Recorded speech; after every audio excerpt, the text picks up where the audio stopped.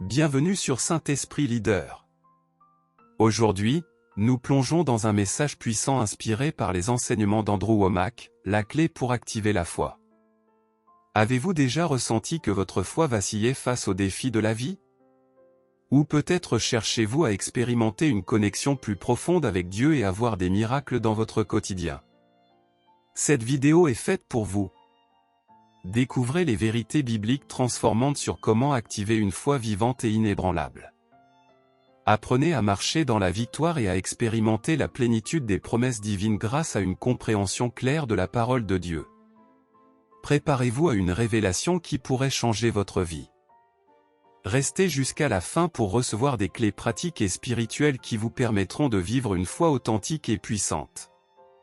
N'oubliez pas de liker, de partager, et de vous abonner pour ne rien manquer de nos enseignements inspirants. Activez la cloche pour recevoir toutes les notifications. Et pourtant, la plupart d'entre nous parlons au Seigneur de notre montagne, au lieu de parler à notre montagne de Dieu. Vous devez dire à la douleur, au nom de Jésus, tu es illégale, je t'ordonne de sortir de mon corps. Vous devez parler aux choses. Tout ce qui vous parle, vous devez lui répondre. Si votre chéquier vous dit que vous êtes fauché, dites-lui, chéquier, tu es un menteur, au nom de Jésus. Amen. C'est vraiment bon, je vous le promets. Allons à Marc 11, verset 23. C'est le passage sur lequel Kenneth Hagin a beaucoup prêché, au point que les gens pensaient qu'il l'avait écrit, mais en réalité, ce n'était pas lui. Il a simplement reçu une révélation qui a transformé sa vie, et c'est ce que je veux partager aujourd'hui, l'autorité que nous avons en tant que croyants pour recevoir la guérison. Souvent, les gens viennent au Seigneur comme des mendiants, pensant que tout dépend de Dieu pour leur guérison, comme si Dieu décidait qui guérirait ou non. Mais Dieu nous a déjà guéris par ses meurtrissures, nous avons été guéris. Et vous avez de l'autorité. Je pense que cela va vraiment vous bénir. Permettez-moi de mettre cela en contexte en revenant à Marc 11, verset 12, où il est écrit, « Le lendemain, lorsqu'ils vinrent de Béthanie, Jésus eut faim. En voyant un figuier au loin, avec des feuilles, il s'approcha, espérant y trouver des fruits. Mais il n'y trouva rien que des feuilles, car ce n'était pas encore la saison des figues. Jésus répondit et dit, « Personne ne mangera de toi désormais, pour l'éternité. » Ses disciples entendirent ces paroles. Vous savez, pendant un certain temps, j'étais confus à propos de ce passage, car je pensais qu'il n'était pas temps pour les figues, donc pourquoi Jésus s'était-il mis en colère contre cet arbre? La raison est que c'est lui qui a créé cet arbre, c'est lui qui a établi les lois naturelles. J'ai eu des personnes qui m'ont challengé sur ce passage, mais nous avons contacté l'office du tourisme en Israël, et là-bas, on nous a confirmé qu'un figuier produit des figues avant de produire des feuilles. Il est possible que cela varie selon le type de figuier, mais en Israël, c'est la norme. Donc, si cet arbre avait des feuilles, il était censé produire des fruits. Il se prétendait productif alors qu'il ne l'était pas. C'était un hypocrite, et Jésus l'a maudit en disant, « Que personne ne mange de toi désormais, pour l'éternité. » Il est important de remarquer que dans ce passage, Jésus répond à un arbre. Vous croyez qu'un arbre ne peut pas parler? Pourtant, Jésus a répondu à cet arbre. Tout ce qui vous parle, vous devez lui répondre. Votre chéquier peut vous dire que vous êtes fauché, mais vous devez lui dire, « Chéquier, tu mens, au nom de Jésus. » Tout ce qui vous parle, vous devez lui répondre. Jésus a répondu à ce figuier parce qu'il était hypocrite, en prétendant produire quelque chose qu'il ne possédait pas, et il l'a maudit. Le passage dit que ses disciples ont entendu Jésus prononcer ces paroles. Ce même événement est rapporté dans l'évangile de Matthieu, et si vous combinez les deux récits, vous verrez qu'en Matthieu, il est dit que le figuier a immédiatement flétri. Mais ici, dans Marc, il est dit que ce ne fut qu'après un certain temps que les disciples virent le figuier se faner jusqu'à la racine. En effet, ce figuier était mort instantanément, mais cela ne se voyait pas tout de suite, car le processus s'est déroulé sous terre, dans les racines. Il a fallu un certain temps pour que les faits souterrains deviennent visibles au-dessus du sol. De la même manière, la guérison se produit de l'intérieur vers l'extérieur. Cela commence dans le domaine spirituel, puis passe par l'âme pour se manifester dans la chair. Il peut y avoir un délai entre ce qui se passe dans le monde spirituel et ce qui devient visible dans le monde physique. J'ai un excellent enseignement à ce sujet intitulé « Que faire lorsque vos prières semblent sans réponse ?» basé sur Daniel, mais ce n'est pas le sujet du jour. Mais je voulais souligner que bien que vous ne voyez peut-être pas immédiatement de résultats visibles, cela ne signifie pas que Dieu ne travaille pas en vous. Dieu guérit dans le monde spirituel avant que cela ne se manifeste dans le physique. Dans de nombreux cas, les gens commettent une erreur fondamentale en supposant qu'il n'existe aucune distance, aucun délai ni aucune séparation entre le domaine spirituel et le domaine physique. Cette hypothèse, bien que répandue parmi les théologiens, ne peut être prouvée. En réalité, des exemples bibliques démontrent le contraire. Prenons le cas du prophète Daniel, dans le chapitre 9 de son livre, Dieu répondit instantanément à sa prière, mais l'accomplissement de cette réponse prit environ 3 minutes pour se manifester. Dans le chapitre 10, bien que Dieu ait à nouveau répondu immédiatement, il fallut 3 semaines pour que le résultat soit visible dans le monde physique. La variable n'était pas Dieu. Elle résidait dans les obstacles spirituels, notamment des puissances démoniaques qui entravaient la manifestation de la réponse. Ces exemples montrent clairement qu'il se passe des choses dans le domaine spirituel, même lorsque nous ne les percevons pas immédiatement. Ainsi, si vous avez prié et cru que vous avez été guéri, ne vous fiez pas uniquement à ce que vous voyez ou ressentez. Dans le domaine spirituel, des processus sont en cours, et votre guérison est déjà en chemin. Toutefois, il se peut qu'un certain délai soit nécessaire pour que cette guérison se matérialise dans le domaine physique. Nous voyons une illustration de ce principe dans l'épisode du figuier desséché Marc 11 versets 20 à 24. Le matin suivant, alors que les disciples passaient devant l'arbre que Jésus avait maudit la veille, ils constatèrent que celui-ci était complètement desséché. Pierre, frappé par l'événement, s'exclama avec étonnement, « Maître, regarde. Le figuier que tu as maudit est desséché. » Bien que nous ne puissions entendre l'intonation exacte des paroles de Pierre, il est probable qu'il ait exprimé une profonde admiration face à cet acte surnaturel. Jésus, pour sa part, répondit avec une leçon essentielle, « Ayez foi en Dieu. » Ce n'était pas une simple remarque, mais une exhortation à comprendre et à appliquer le principe de foi. Jésus poursuivit en expliquant comment il avait accompli cet acte. Bien qu'il soit Dieu incarné, il a choisi de vivre et d'agir en tant qu'homme, utilisant la foi pour accéder aux promesses divines. Il enseigna, en vérité, je vous le dis, si quelqu'un dit à cette montagne, déplace-toi et jette-toi dans la mer, et qu'il ne doute pas dans son cœur, mais croit que ce qu'il dit arrive, cela lui sera accordé. Ce passage met en lumière un principe spirituel fondamental, nous devons croire que nous avons reçu ce que nous demandons, au moment même où nous prions, même si la manifestation physique peut prendre un certain temps. Cette croyance préalable est essentielle pour voir les promesses de Dieu s'accomplir. En conclusion, l'enseignement de Jésus sur la foi nous invite à transcender les limites de notre perception physique.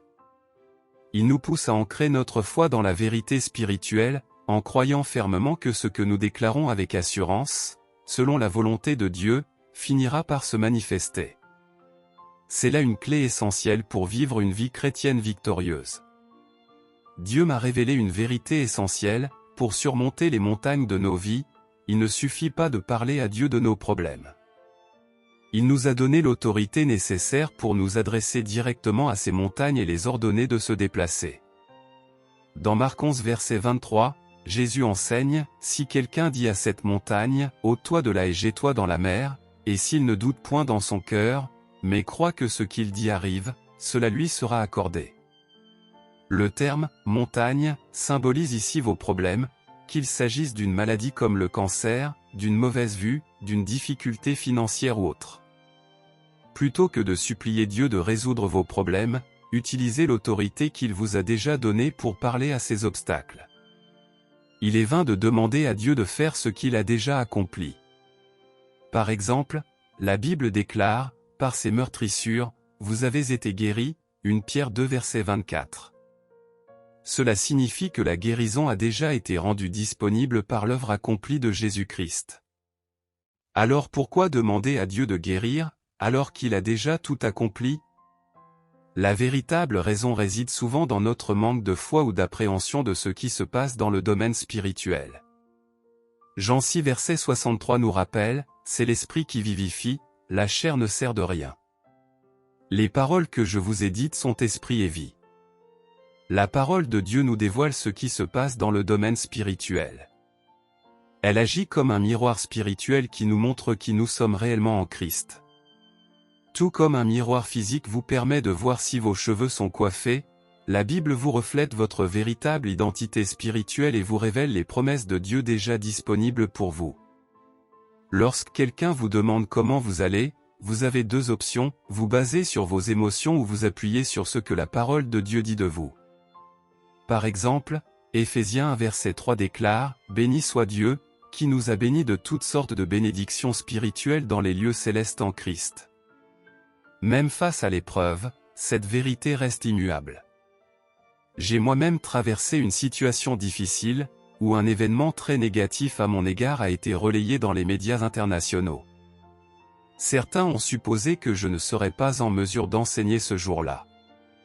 Pourtant, j'ai répondu, ce n'est pas à propos de moi, mais de Jésus. Mon identité en Christ n'a pas changé à cause de ce qui s'est passé dans le domaine physique. C'est ainsi que vous devez affronter vos montagnes, en comprenant que Dieu a déjà fait sa part. Jésus est maintenant assis à la droite du Père. Hébreux 10 verset 12, ce qui signifie que son œuvre est achevée. Il n'a plus besoin de mourir ou de souffrir à nouveau pour nos péchés ou nos maladies. Tout a été accompli il y a 2000 ans. Ainsi, lorsque vous confessez vos péchés ou réclamez une bénédiction, vous ne demandez pas à Jésus d'agir à nouveau. Vous appliquez simplement ce qu'il a déjà accompli. Hébreux 9 verset 12 affirme que Jésus est entré une fois pour toutes dans le sanctuaire céleste, ayant obtenu une rédemption éternelle. Vous n'avez qu'à approprier, par la foi, ce qui a déjà été fait. En conclusion, souvenez-vous, Dieu vous a donné l'autorité pour parler à vos montagnes. Ne restez pas passif en vous contentant de demander à Dieu d'agir. Prenez position, proclamez la parole et croyez que ce que vous dites, selon la volonté de Dieu, arrivera. L'œuvre de Dieu est achevée. Ce n'est plus à lui d'agir, mais à nous d'exercer l'autorité qu'il nous a confiée. Malheureusement, de nombreux chrétiens passent à côté de cette vérité fondamentale. Ils viennent à Dieu en disant, « Seigneur, je ne suis rien, je n'ai rien, mais toi, tu peux tout faire. Veux-tu, je t'en prie, intervenir pour moi ?»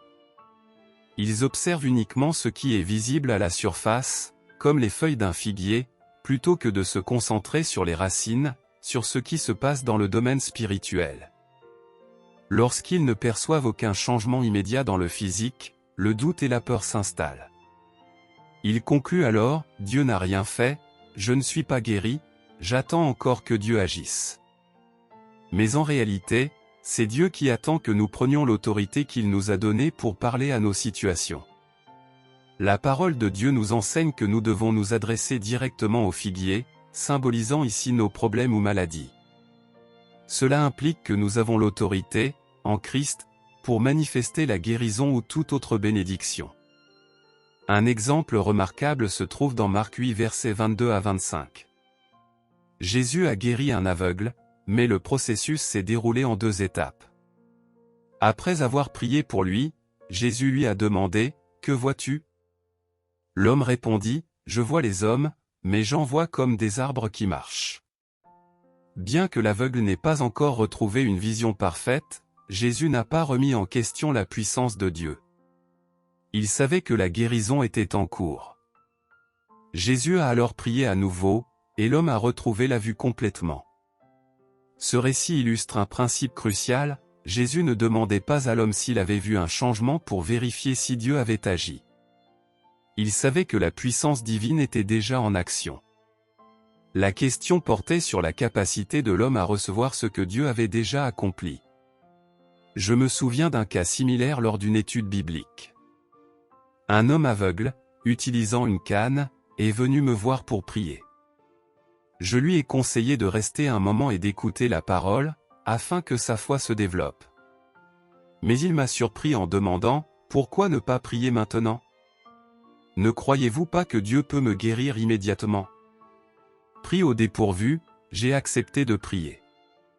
Après la prière, cet homme a commencé à distinguer certaines choses, comme une horloge sur le mur et son cordon. Bien qu'il ne voyait pas encore parfaitement, ces progrès ont suscité une immense joie parmi les participants. En une semaine, il avait recouvré la vue et était capable de faire du vélo. Cet exemple illustre que même si la manifestation complète de la guérison peut parfois prendre du temps, cela ne diminue en rien la puissance de Dieu ou notre foi. Jésus lui-même, dans Marc 8, a pris l'aveugle par la main et l'a conduit hors du village avant de prier pour lui. Pourquoi? Parce qu'il savait que l'environnement spirituel du village n'était pas favorable. Luc 10 versets 13 à 14 souligne que certains lieux, comme Chorazin et Bethsaïda, étaient dans un tel état de rébellion qu'ils ne pouvaient recevoir les miracles de Dieu. Jésus a agi avec sagesse en éloignant l'aveugle de cet environnement. Ce récit montre aussi que Jésus n'agissait pas de manière désordonnée ou arbitraire. Il est le créateur de l'univers, un Dieu d'ordre et de précision. De la même manière, lorsqu'il guérit ou accomplit des miracles, cela obéit toujours à une logique spirituelle et à un but précis. En conclusion, il est essentiel de comprendre que Dieu a déjà tout accompli. La responsabilité de manifester sa puissance dans nos vies repose désormais sur nous. Prenons notre autorité en Christ, parlons à nos montagnes et croyons fermement que la parole de Dieu ne retourne jamais à lui sans avoir accompli ce pourquoi elle a été envoyée. Ésaïe 55 verset 11.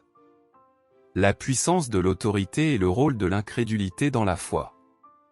Un point souvent négligé par de nombreux chrétiens est que la partie de Dieu est déjà accomplie. Il nous revient de prendre autorité pour manifester ses promesses. Beaucoup prient en disant, « Seigneur, je ne suis rien, je n'ai rien, mais je sais que tu peux tout faire, alors, s'il te plaît, touche-moi. » Cependant, ils se concentrent sur ce qui est visible, les feuilles du figuier, au lieu de s'attaquer à la racine du problème. Lorsque rien ne change immédiatement dans le domaine physique, ils tombent dans le doute et concluent que Dieu n'a rien fait. En réalité, Dieu a déjà accompli son œuvre. Il attend de nous que nous exercions l'autorité qu'il nous a donnée. Dans Marc 11 verset 23, Jésus nous enseigne, « Quiconque dira à cette montagne, ôte-toi de là et jette-toi dans la mer, et ne doutera pas dans son cœur, mais croira que ce qu'il dit arrive, cela lui sera accordé. » Cela montre clairement que c'est à nous de parler à la montagne et de prendre position. L'exemple du figuier et de l'aveugle de Bethsaïda. Dans Marc 8 versets 22 à 25, Jésus guérit un aveugle à Bethsaïda. Après avoir prié pour lui une première fois, Jésus lui demande, « Que vois-tu » L'homme répond, « Je vois des hommes, mais ils ressemblent à des arbres qui marchent. » Jésus prie alors une deuxième fois, et cette fois, l'homme recouvre pleinement la vue. Cela ne signifie pas que Jésus doutait de la puissance de Dieu ou de son propre acte. Au contraire, il s'agissait de surmonter l'incrédulité de l'aveugle, un homme influencé par l'atmosphère d'incroyance de Bethsaïda. La ville de Bethsaïda était connue pour son manque de foi. Dans Matthieu 11 verset 21, Jésus déclare, « Malheur à toi, Chorazin. Malheur à toi, Bethsaïda. Car si les miracles accomplis chez vous avaient été faits dans Tyr et Sidon, elle se serait repentie depuis longtemps. » Jésus, conscient de cet environnement hostile à la foi, a choisi de sortir l'homme de la ville avant de prier pour lui. De même, lorsqu'il ressuscite la fille de Jaïru, Jésus chasse de la maison tous ceux qui se moquent et nient la possibilité d'un miracle. Marc 5 verset 40. L'incrédulité collective peut limiter la manifestation de la puissance divine. Même Jésus, selon Marc 6 versets 5 à 6, ne pouvait accomplir beaucoup de miracles dans sa propre ville en raison de leur manque de foi. La foi comme atmosphère. Dans une atmosphère de foi, les miracles se multiplient. Par exemple, dans des réunions de prière où la parole de Dieu est proclamée et où les témoignages de guérison sont partagés, la foi de chacun est édifiée. En revanche, le doute et l'incrédulité des personnes environnantes peuvent avoir un effet paralysant. N'oubliez pas de liker, de partager, et de vous abonner pour ne rien manquer de nos enseignements inspirants. Activez la cloche pour recevoir toutes les notifications. Père, je partage cette vérité avec mes frères et sœurs, et je te demande de leur accorder une révélation claire. Parle à leur cœur, Seigneur, afin qu'ils puissent mettre ces principes en pratique dans leur vie quotidienne. Je te loue par avance pour les manifestations de ton pouvoir surnaturel dans leur existence. Merci pour ta fidélité, et nous recevons cette parole avec foi, au nom de Jésus. Amen.